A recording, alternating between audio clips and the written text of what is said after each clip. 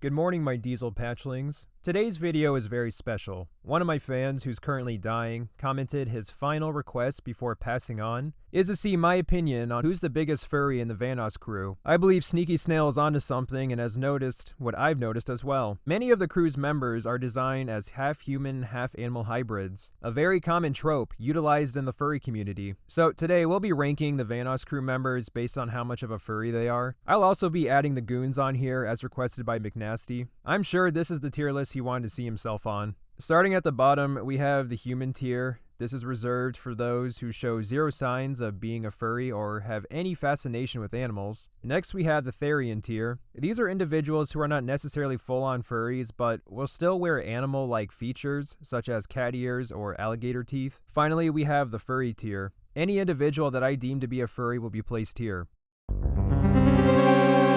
Now, many of the crew members have willingly chosen to morph their characters into a human-animal hybrid. Vanoss decided to be half human and half owl. Maybe he did this to make clever owl puns. Houdini! Which could be perceived as a marketing stunt. Or maybe he did it because owls give him a boner. I'm gonna go with the latter. There isn't much proof that he's a full-on furry that yiffs, but owl head is enough for me to put him in the Therian tier.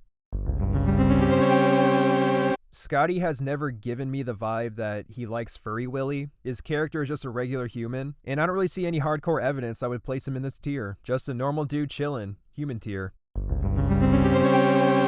Panda is most definitely a furry. His wank material is in his fucking name. Obviously he's attracted to pandas, but the big jiggly part is what sells it for me. If you didn't know, big jiggly is an analogy for inflation, a subgenre of the furry community that likes it when these beautiful creatures inflate and have big round bellies, and then you pop one after jumping on that hairy fucker like a goddamn trampoline. Brian doesn't have a hybrid character, nor has he shown interest in furries, until one stream that'll forever expose his fur play. A couple of Brian's fans tell him on stream that there's a pack of furries in a hot tub all nude, watching the Terrorizer stream together live. Most rational people after learning about this would make the correct decision and run away, but not Brian. He decides to investigate this even further. Furry. I'm pretty confident. I don't know what kind of... That definite furry. This is a little more anime. It's a small furry, kind of anime. All because he wanted to see some wet nude furries yiffing in a hot tub while watching his stream. That is some Therian-like behavior. Diesel patches, you're gonna love my tier list tomorrow. Listen here, you little fucking... There's the ultimate broke boy. Fucking diesel patches. Get some Pokemons in the chat for this guy. Have you heard the fucking tier list saying I'm not edgy? I almost missed this stream Bible thump. I'm the edgerizer, man. Actually, now that I think about it, these days, actually, no, I don't want to be called the edgerizer. Actually, you win. To find out what people are into, you must first research that individual's background. If you don't find anything, you then look at their mate. I dropped over $5 grand to go through H2O's ex, Lizcat's OF page. After about 9 hours of research, I didn't come across any proof of furryism. There were a few outfits that resembled the classic kitty cat, so for that I could put Delirious in the Therian tier. But at the same time, he chose to not make his character a human-animal hybrid. I'll say human tier for now, but I'm still a little suspicious. Now, Brock seems like a normal guy, but back in the day, his character was depicted as a human-eagle hybrid known as Early Bird. And I am Early Bird. So why are you here last?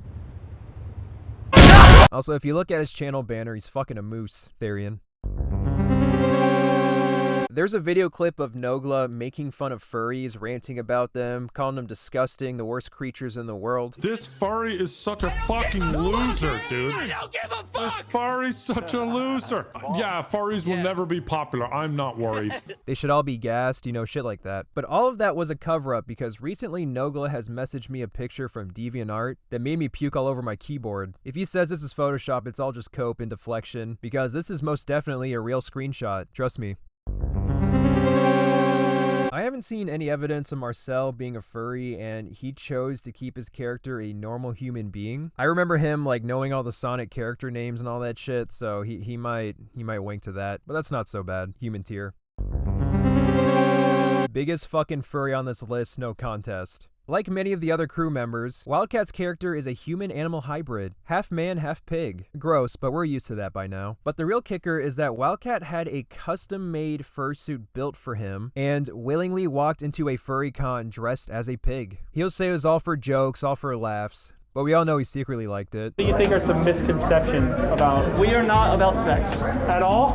No. Okay. Some people? I will say so this. like some are, right? Come on. I gotta put Droid in human tier. There's really no indication of wanting to be an animal. His character is a regular person. Nice, easy, simple. The only indication that Louis is a furry is his character, but I'm giving this one a pass. Louis Caliber's YouTube character is based off the design of his GTA character, like many of the other members, but the monkey with a cigar on his mouth is one of the best looking masks you could choose and one of the most iconic looks in Grand Theft Auto. That is deserving of human tier.